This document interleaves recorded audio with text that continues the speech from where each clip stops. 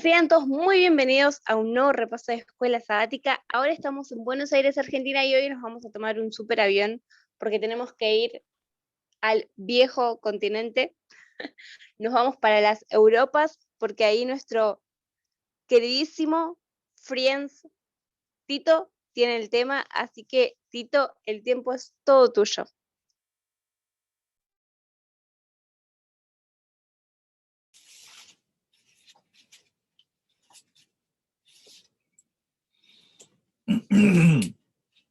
¿Qué tal, chicos? ¿Cómo están? Estoy un poquito malito, pero vamos a hacer el estudio. Me gustaría que prendan sus cámaras porque tengo un par de preguntas para haceros. Pero si no, bueno, solamente pongan el audio. ¿Listo? Vamos a empezar la escuela sabática analizando un texto que hemos debido, yo pienso que no estuve presente en la escuela sabática, estuve en un museo ayer con mis niños. Entonces no pude seguir todo el estudio porque estaba muy interesante el día de ayer. Entonces vamos a retomar ciertos versículos, los vamos a analizar y vamos enseguida a caer sobre el texto, sobre lo que la lección quiere decirnos el día de hoy. ¿Ya? El texto que se vio ayer fue el libro de Éxodo, si no me equivoco, fue el libro de Éxodo en el capítulo 19. Y lo que me gustaría es que analicemos los textos 19.5 y 19.6. ¿Ya? Vamos a analizar los textos 19.5 y 19.6. ¿Listo? Vamos, Fabi.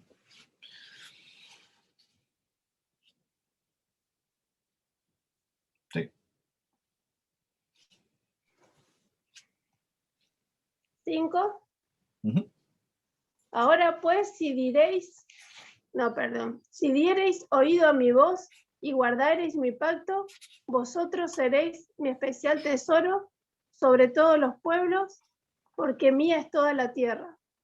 Versículo 6, por favor. Y vosotros me seréis un reino de sacerdotes y gente santa. Estas son las palabras que diréis a los hijos de Israel. Listo, entonces vamos a empezar ahí. Gracias, Fabi, por la lectura. Entonces, miren, y me gustaría que sigan en el análisis porque es muy interesante lo que vamos a ver ahora. Cuando un país emite leyes, cuando hay un gobierno que se establece, primero se establece el gobierno, la base del gobierno, su legislación, su ley. ¿Ya? Una vez que se establecía su ley, se nombran legisladores. Es lo que es normal, ¿no? Se escribe el código, la ley, y después se eligen los legisladores. Pero ¿qué es lo que pasó aquí con Dios? Está nombrando los legisladores antes de haber promulgado su ley. Porque en el capítulo 19 les está diciendo, ustedes sois, ¿no? El primero empieza con un condicional. Vamos a volver a leer. Mire, dice, ahora pues, condicional, si, ¿okay?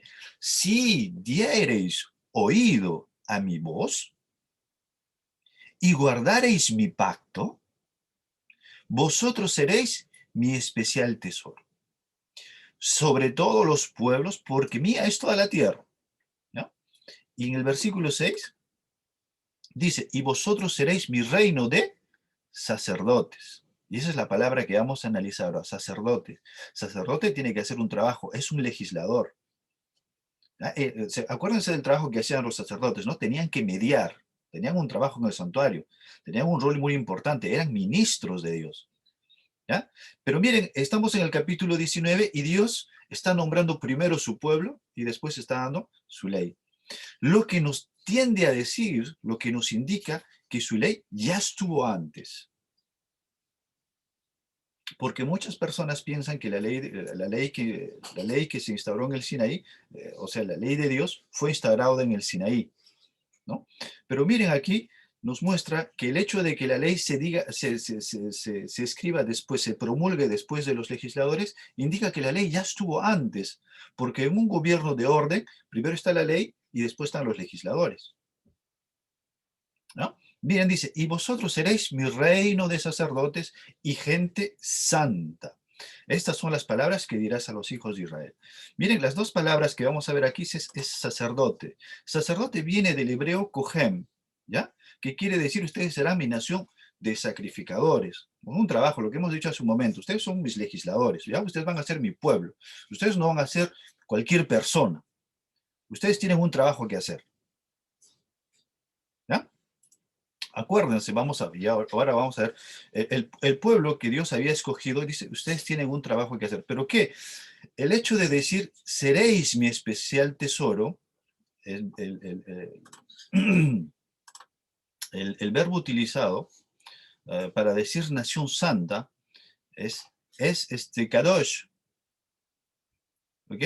Kadosh, perdón, es kahan, y que su raíz viene de kadosh. ¿Qué es lo que quiere decir? Cuando en el Antiguo Testamento se dice que una nación es santa, ¿ya? No está necesariamente diciendo que serán una nación que serán abstentos del pecado. Atención, que eso es otra cosa, ¿ya? El hecho de decir que era una nación santa indica que están constantemente buscando a Dios. ¿Por qué? Porque los ha apartado para Él. ¿Ya? El hecho de decir Kohen y Koshem está indicando una relación constante. Es un verbo que indica la continuidad. Es una palabra que indica la continuidad. ¿Ya? Está diciendo, ustedes me buscarán todo el tiempo, yo estaré con ellos. Es por eso que dice, yo seré el tabernáculo y habitaré en medio de ustedes porque estaremos en constante comunión. Acuérdense que en la vida del cristiano tenemos tres cosas. ¿Ya? En la vida del cristiano, en la faceta del cristiano tenemos cosas. La primera cosa es la justificación. Nosotros somos justos por la sangre de Cristo. Somos justificados. El día que usted pide perdón, usted es justificado. ¿Listo? Después está la santificación, que ese es el proceso de toda una vida como resultado de la justificación. Usted está constantemente buscando a Cristo, ¿ya? Constantemente, y poco a poco esa comunión con Cristo va a cambiarlo a usted. ¿Ya? Y una vez que se cambie, están empezando a dar frutos, lo que nosotros llamamos las obras. Y tenemos la glorificación, justificación, santificación, glorificación, que eso ya dura toda una eternidad, ¿no? Tenemos algo que es momentáneo, un periodo de tiempo, tenemos algo que dura toda una vida y tenemos algo que es eterno. Son tres facetas a las que nosotros vamos a tener que ir. Entonces, lo que le está diciendo aquí, vamos a detenernos. Lo que le está diciendo aquí, ¿cómo se llama? A Moisés, le está diciendo, ustedes van a tener un trabajo que hacer. ¿Ya? Ustedes van a ser mi especial tesoro. Si nos basamos en lo que dice Pablo, que Dios es amor, es un Dios de amor. Y si nos basamos en lo que dice el texto diciendo, indicando un condicional y diciendo propiedad, ustedes serán míos. ¿Qué es lo que les está diciendo? Imagínense a un padre. ¿Ya? Imagínense un padre que le está diciendo, ay, tú eres mi hijo. ¿Qué voy a hacer? Eres mi hijo. Por favor, no hagas esto. Por favor, no te juntes con las naciones vecinas. Es cuando imagínense a un papá que le dice a una mamá que le dice a su hijo, hijo, por favor, no fumes. Te va a hacer mal. ¿No? Hijito, por favor, no comas eso, te vas a quemar, no juegues con fuego. ¿Ya? Entonces, con ese amor, Dios le está diciendo a su pueblo, ustedes van a ser mi especial tesoro. ¿Ya? Ustedes van a ser mis engreídos, mis hijos. No se junten con las vecinas. Ustedes tienen un trabajo que hacer. Ustedes son real sacerdocio. Es por eso que en el Antiguo Testamento se indicaba que todos los caminos tenían que dar a Jerusalén. Todos los caminos, ¿no? Todavía se habían trazado rutas todos los caminos tenían que abutir a Jerusalén. ¿Por qué?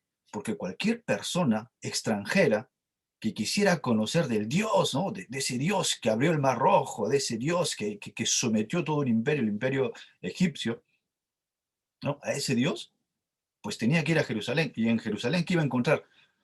Pues una nación santa, iba a encontrar las personas que representaban el carácter de Dios. ¿Ok? Eso para empezar. Ahora, la lección del día de hoy dice la actitud del pueblo al responder rápido.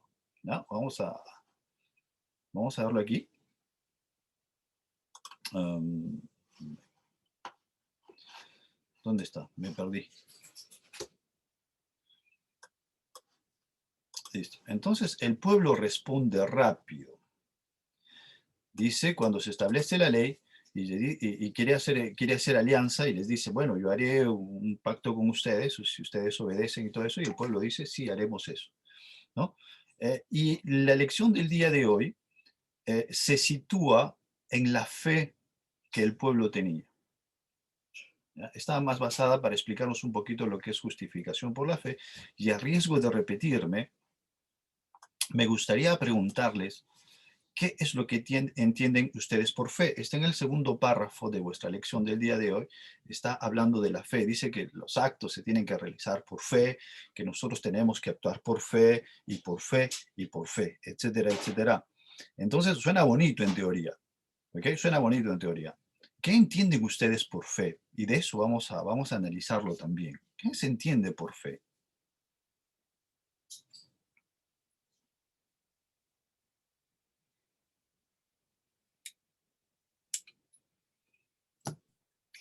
Hola, buenas. Sí, Jonathan. Hola, ¿cómo están? Buenos días con todo. Bueno, para mí personalmente la fe se basa en el estado de comunión que yo tengo con mi Padre y, y cómo voy conociéndolo a través de esa comunión. Y ejerzo la fe por mi conciencia de lo que Dios ha hecho en mi vida y de lo que puede hacer y seguirá haciendo hacia mí, que soy pecador y que me mantiene en despierto, que me mantiene pensando en todo lo que va a lograr mediante mi conocimiento y sobre todo mi relacionamiento con Él. Si yo no tengo una relación con Cristo, yo no puedo conocer cómo es Él, cómo puede obrar en mi vida. Es como cuando no conozco a alguien, yo no confío en esa persona. Pero si comienzo a conocer a esa persona, si comienzo a salir con esa persona, si comienzo a conversar con esa persona, pues obviamente yo voy a creer lo que dice esa persona. Y si me promete algo, pues valga la redundancia, voy a creer en su palabra, en lo que puede lograr, en lo que puede hacer, porque me relaciono con esa persona. Para mí, básicamente, después de todo lo que dije, creo que depende del relacionamiento. En la medida que yo voy conociendo a Dios, creo en Él y en sus promesas. Gracias. Muy bien, ese es un buen comentario. ¿Alguien más tiene que decirnos algo concerniente a la fe? Pues vamos a ver hoy día esa pequeña definición.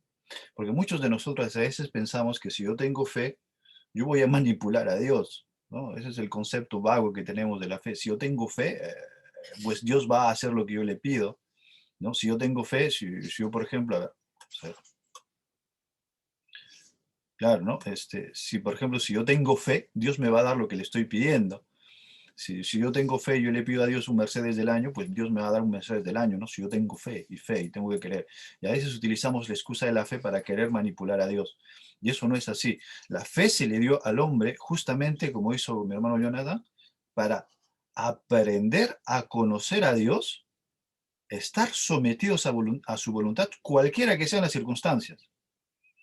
Para eso se nos dio la fe, aprender a conocer a una persona, no para manipularla, porque nunca, no sé si habrán escuchado y están diciendo, "Bueno, vas a sanarte, solamente tienes que tener fe, pide con fe y serás sano", ¿no? Pues no, nos olvidamos que la fe, esperar sin saber cuándo crecer, sin saber, claro, cuando nosotros tenemos que saber que la fe se le fue dada al hombre para que conozca mejor a su creador, para que tenga confianza en él. Y una vez que tiene confianza en Él, ser sometido a su voluntad. Y cuando uno es sometido a la voluntad de Dios, pues recibe las bendiciones, porque efectivamente tenemos un Padre amoroso. Pero eso es consecuencia de nuestra confianza en Él, de nuestro caminar con Él. Es como, por ejemplo, como los que somos padres, ¿no? Yo pienso que ustedes ya lo han hecho, si no, que me desmientan, ahí está Carlis o Fabi, ¿no? Mi hermano Edson, que acaba de ser padre hace poco, felicitaciones, ¿no? Entonces, Nosotros sabemos que si le decimos a un niño, es que súbete a las escaleras, lánzate, yo te voy a agarrar, yo te voy a atrapar, lánzate. ¿Qué va a hacer el niño? Sí, papá. A la ciega. Y si le decimos, súbete más arriba y te lanzas. Bueno, el niño va a estar un poquito temeroso porque ya es más alto, le va a dar miedo a la altitud, pero sabe que su papá está ahí abajo, entonces se va a lanzar. Y se lanza. ¿Por qué? Porque tiene la seguridad. ¿Y por qué tiene esa seguridad? Porque es su papá, pues. ¿No? ¿Por qué tiene esa seguridad? Porque es su mamá. ¿Y por qué es su mamá? Justamente, ¿cuál es el concepto que tenemos de esa relación padre-madre, no? ¿Por qué? Porque es aquella persona que le da de comer, aquella persona que le cambia el pañal, que cuando se cae lo levanta, que cuando llora está con él, que cuando se va a dormir está con él. Gracias a esa relación, a esa interrelación, el niño confía en su papá, ¿no? Es por eso que al pueblo de Israel, el pueblo habló sin pensar, ¿no? Habló sin conocer a Dios. ¿Por qué? Acuérdense que estuvo 400 años en Egipto. Y el espíritu de profecía dice, Elena de White dice en el libro Patriarcas y Profetas, que se contaminaron de las cosas que había en Egipto, ¿no? Su manera de adoración, los ritos, su manera de guardar la ley, todo lo que no fue la misma visión que tuvo como la tuvo como su padre Abraham. Entonces, cuando cambió eso, tenía que cambiar la manera de pensar y, y entonces se les explicó eso de la ley, pero también se les explicó que solamente la podían guardar en Cristo. La cruz, el evangelio de la cruz, todo lo que está en la Biblia, tiene una mejor comprensión cuando se le mira a la luz de la cruz. A Abraham se le enseñó el evangelio de la cruz, eso lo dice el libro de Gálatas, ¿no? Por fe Abraham creyó, y es por eso que le dijo la simiente, miró a Cristo en el futuro, a Noé se le explicó, a todos aquellos hombres, y de la misma manera a nosotros se nos explica. Y ahora, miren, déjenme compartir un texto con ustedes muy, muy, muy duro.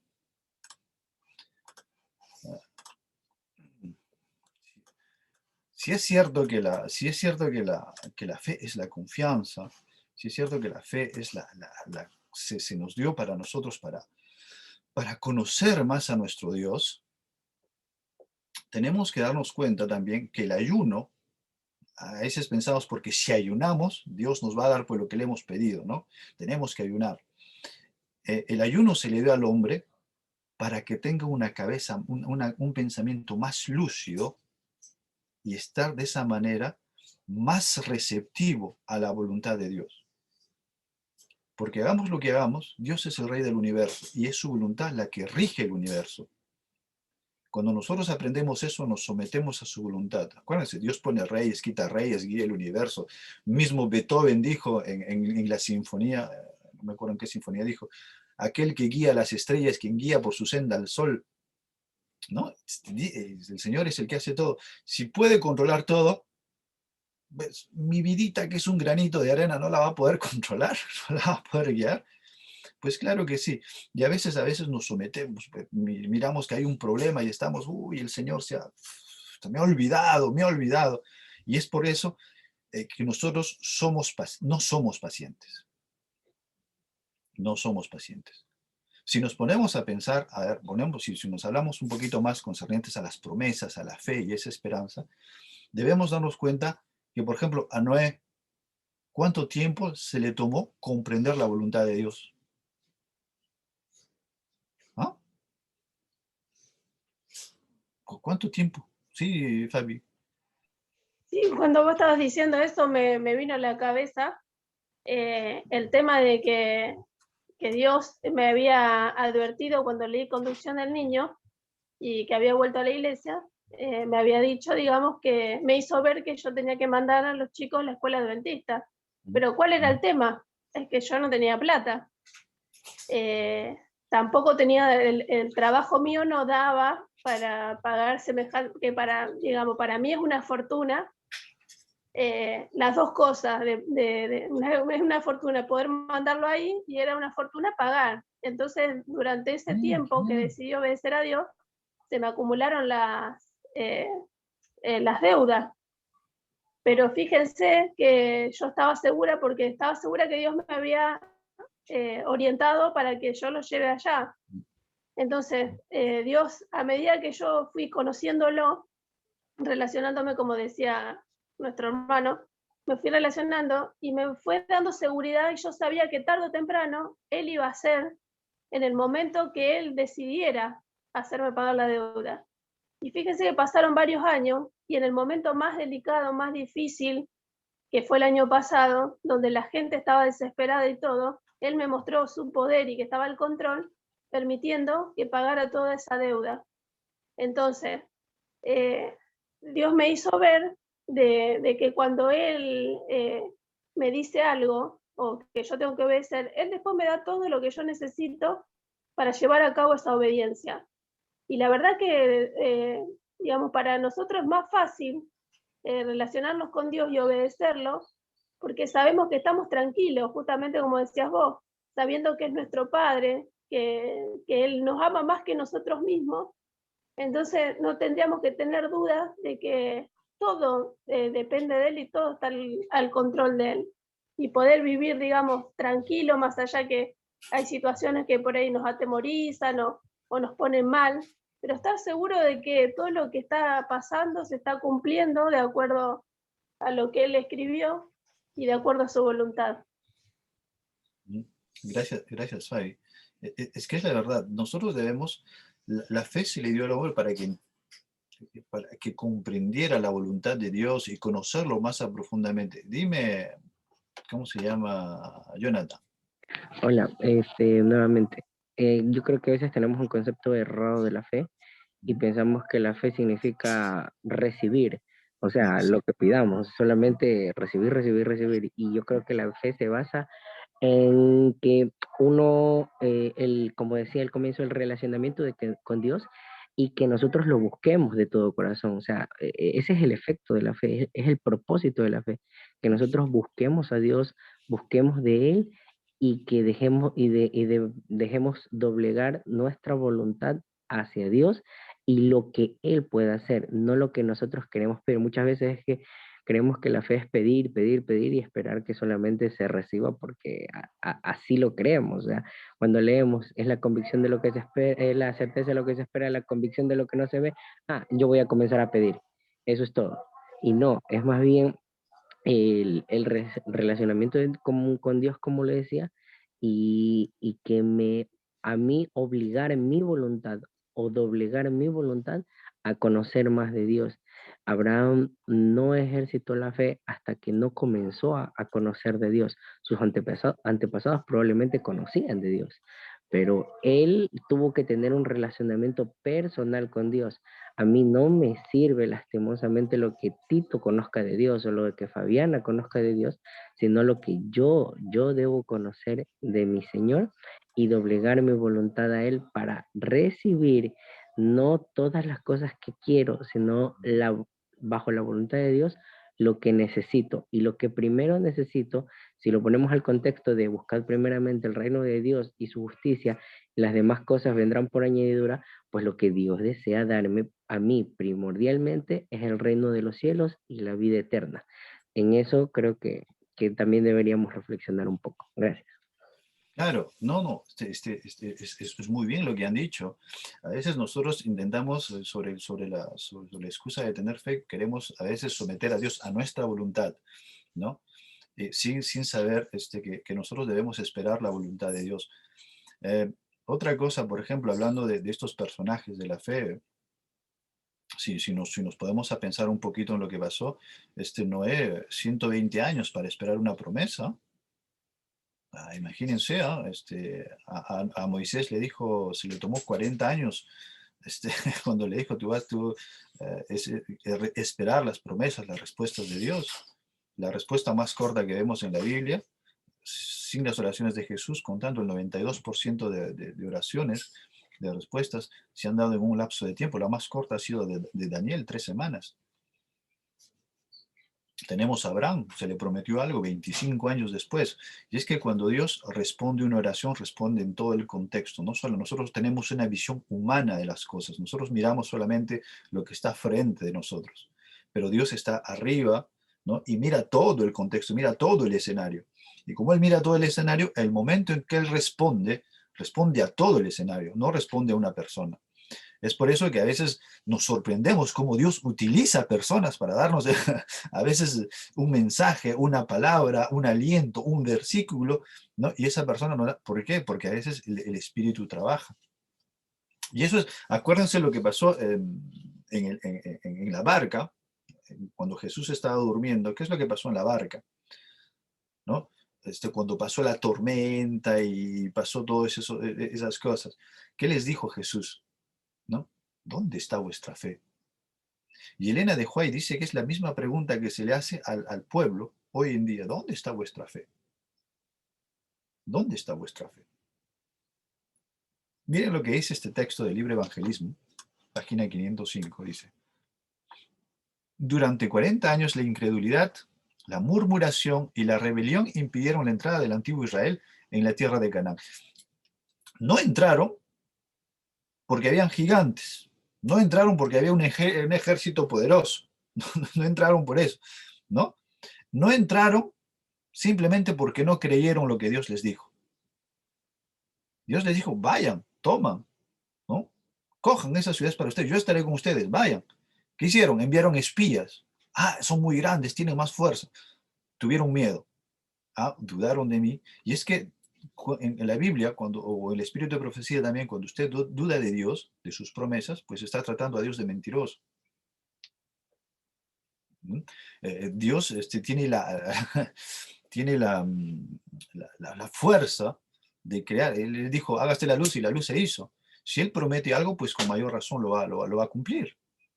Entonces, miren lo que dice, la murmuración, la rebelión, impidieron la entrada en el antiguo Israel. Acuérdense que nosotros estamos repitiendo la misma cosa que el antiguo Israel, ¿no? Podemos también tener hoy día ese llamado que nos digan, ¿tenemos falta de fe? Dice, los mismos pecados han demorado la entrada del moderno Israel en la Canaán celestial. En ninguno de los dos casos faltaron las promesas de Dios. Las promesas de Dios siempre han estado constantes, siempre han estado llamando al hombre, siempre han estado, ¿cómo se dice?, acompañando al hombre en su camino, en todo el camino, en el periodo abrámico, en el periodo mosaico, en el periodo mesiánico. Siempre Dios ha estado llamando por intermedio de profetas, Dios ha estado llamando. Y el hecho de haber visto todas esas cosas, pues implicaba que el pueblo conociera más a su Dios, y en consecuencia de ese conocimiento, tener confianza, y en esa confianza desarrollar un lazo, ¿no? Un lazo. Acuérdense que, por ejemplo, cuando se hace un pacto, ¿ya? Hay términos jurídicos, términos legales. Cuando se hace una alianza, hay compromiso, y en las alianzas siempre hay lazos que se hacen, lazos de relación. En uno hay relaciones comerciales y en el otro hay relaciones más íntimas. La alianza es considerada como un matrimonio, ¿no? Entonces lo que quería Dios, ¿no?, al decir todo esto, pues quería establecer un lazo estrecho con sus hijos.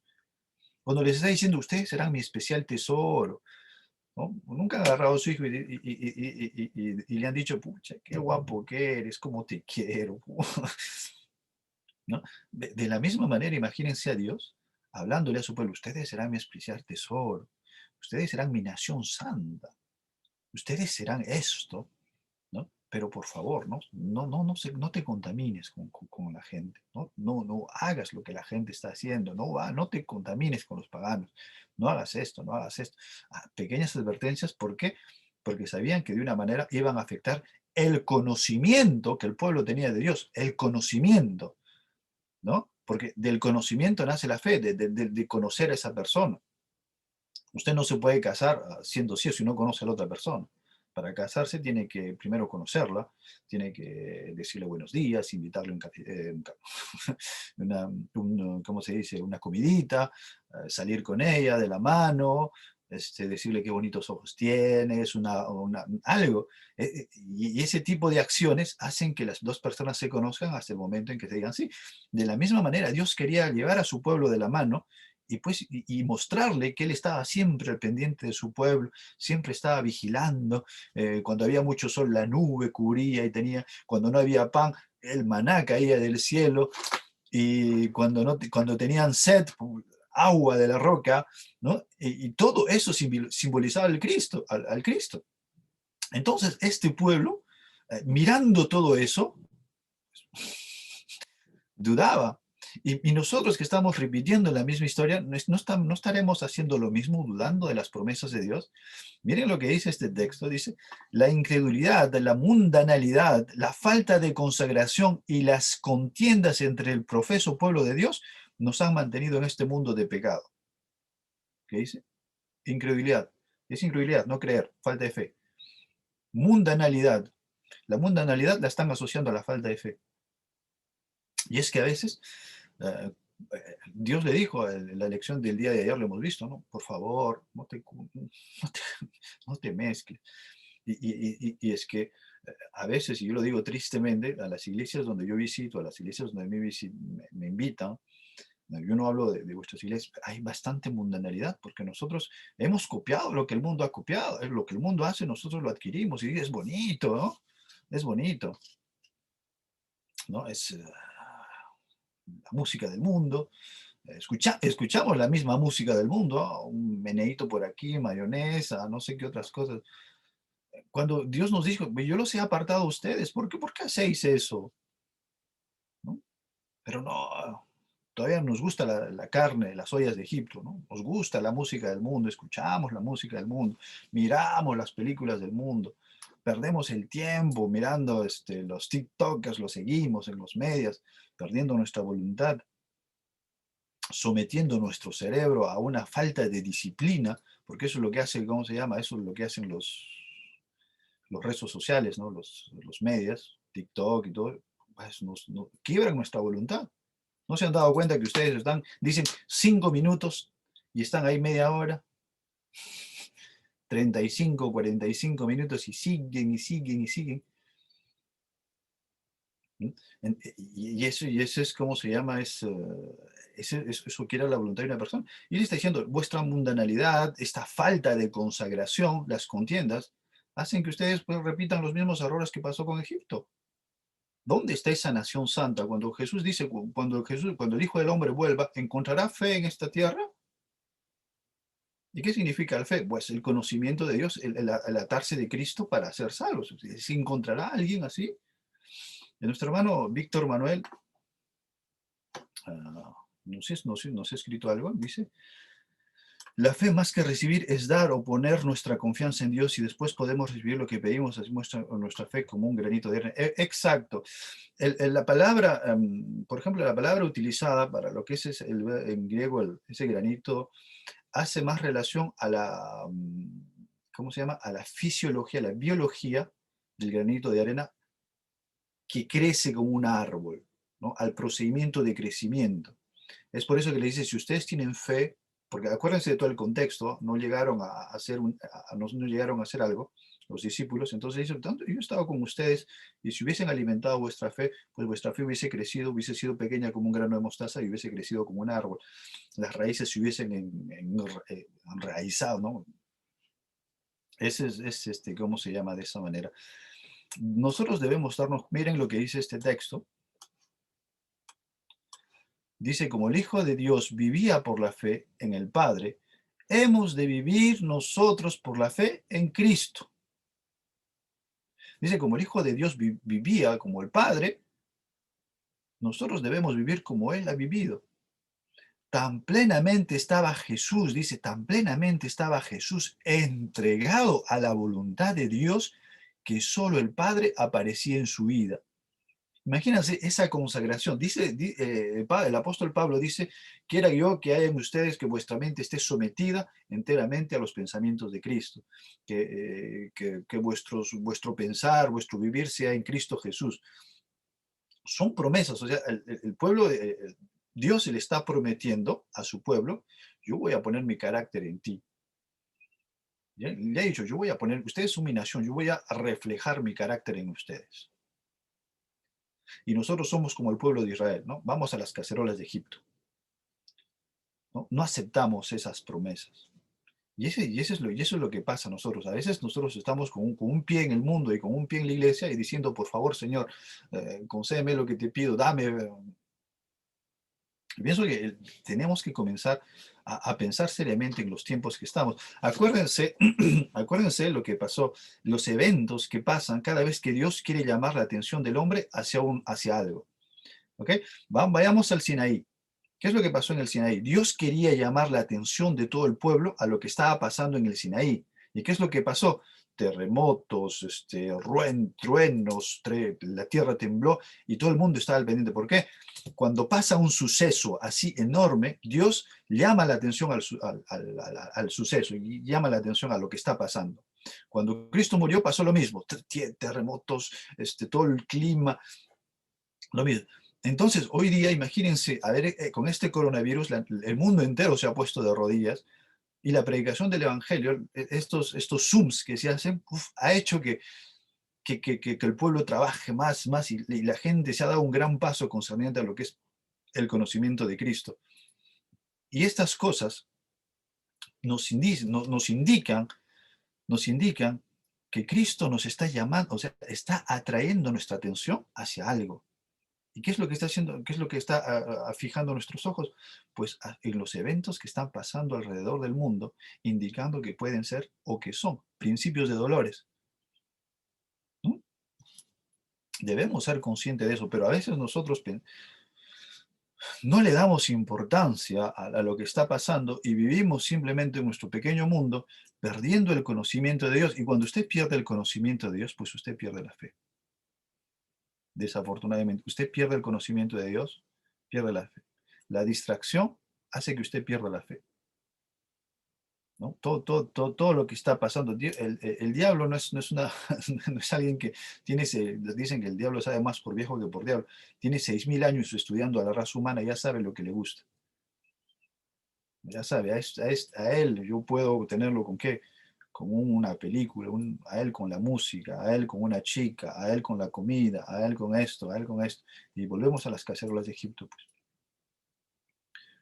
Sin olvidarnos que Dios ha pagado un alto precio por nosotros. La vida de cada hombre costó la sangre de nuestro Señor Jesucristo. Y la única manera que nosotros podamos guardar la ley en su perfección es en Cristo Jesús. Porque es simple. Dios guardó la ley como nadie la pudo guardar. Y Él se hizo, fue tratado como un pecador por mi causa. Entonces, por ese amor, por ese agradecimiento, por ese pago que Él ha hecho, pues yo tengo que agradecer. Y ese agradecimiento se muestra en las obras que yo hago, fruto de una estrecha relación con Él. El Señor Jesús oraba en las mañanas, en la noche, en la madrugada, estaba en constante comunión con su Padre. Y a veces nosotros hasta para la oración en la comida, hace 3 minutos, Señor, por favor, bendice alimentos, ya. O cuando la oración es demasiado larga, estamos ¿no? Hemos hecho de nuestra comunión con Dios una tradición, ¿no? Un título más. Oye, hay que estar en comunión con Él, olvidándonos que nuestra vida es un testimonio y es lo que le da fuerza a nuestro mensaje. Es muy bonito hablar, hacer la teoría y citar textos cuando realmente nuestra vida no es el ejemplo de lo que nosotros damos, ¿no? ¿De qué me sirve enviar un mensaje diciendo hay que ser fiel a su mujer y todo esto cuando, bueno, yo estoy con 3, 4 mujeres? ¿De qué me sirve decir yo, bueno, vamos a hablar de la verdad y todo esto cuando yo estoy mintiendo ahí atrás? Y lo peor de todo es que la gente que me conoce llega a saber, y por más de que yo sea un titulado con doctorado, con magíster, estudiante de teología, pastor, PhD, filósofo alegre, todo, si yo no predico con el ejemplo, mostrando que Cristo vive en mí por esa fe que estoy predicando, pues desafortunadamente no soy nada, soy más que todo un payaso. Es la verdad. Aquel que no predica con el ejemplo y simplemente da teorías en escritos, en mensajes, en textos, en todo, es un payaso. ¿Por qué? Porque rebaja el Evangelio. Lo rebaja. Si ustedes leen el último capítulo del libro, ¿cómo se llama? Los Hechos de los Apóstoles, en el último capítulo es el Apocalipsis y el mensaje que es a la iglesia de Efeso, se van a dar cuenta cómo el Evangelio se ha sido corrompido. ¿Por qué? Porque, bueno, en fin, ya eso es cuestión de otro tema. ¿no? Lo más importante a rescatar de la lección de esta semana es que sin Cristo en nuestra vida no podemos hacer nada. La fe en nosotros es el mejor regalo que Dios nos ha dado para el conocimiento y para la relación que tenemos con Él. ¿Ok? Eso es lo que yo espero que el repaso de esta lección haya sido de edificación. Creo que me he pasado un poquito, 5 minutos del tiempo, espero que no sea grave, espero que mi jefa, la Hari, no me jale las orejas. Hari, el tiempo es tuyo. ¿Cómo me dejas mal parada, pobrecito? Gracias, Tito, me encantó. Creo que nos diste una cátedra de teología. Siempre es lindo escucharte, así que gracias. Y como decía Tito, ¿no? Creo que como esta semana, creo que lo más importante es Jesús y tener fe, porque capaz lo que nos impide conseguir las cosas o acercarnos más a Dios somos nosotros mismos. No es que Dios se aleja, sino es que nosotros nos alejamos porque no tenemos fe. Así que para cerrar, me gustaría si Tito puedes orar. Claro, oremos. Señor Dios, lleno de misericordia, de amor y de bondad, te pedimos de una manera muy, muy personal como pueblo, te lo pedimos como pueblo más que nada, que ayudes a aquellas personas que hoy día no tienen nada que comer, que no tienen un techo donde dormir, nuestros hermanos de Jerusalén, de Gaza, de Israel, del Congo, nuestros hermanos de Colombia, nuestros hermanos de México, nuestros hermanos de Nicaragua, nuestros hermanos de la Francia, nuestros hermanos que hoy día están perseguidos, los problemas económicos y políticos que están pasando en ciertos países como Argentina, Perú, Bolivia, donde la situación no es nada segura, Señor. Invocamos tu santo nombre para que nos muestres lo que debemos hacer como pueblo, para que nos acompañes día a día, dándonos la seguridad de que tú nos conoces y que nos cuidas. Te pedimos por la salud de cada una de las personas que hoy día sufren por esta enfermedad. Te pedimos por cada una de esas personas que tienen un ser querido y que están sufriendo. Sana las heridas, Señor, así como sana las familias. En tu bendito nombre, Señor, por Cristo Jesús. Amén. Gracias, Tito, y nos vemos en un próximo video. Chao, chao.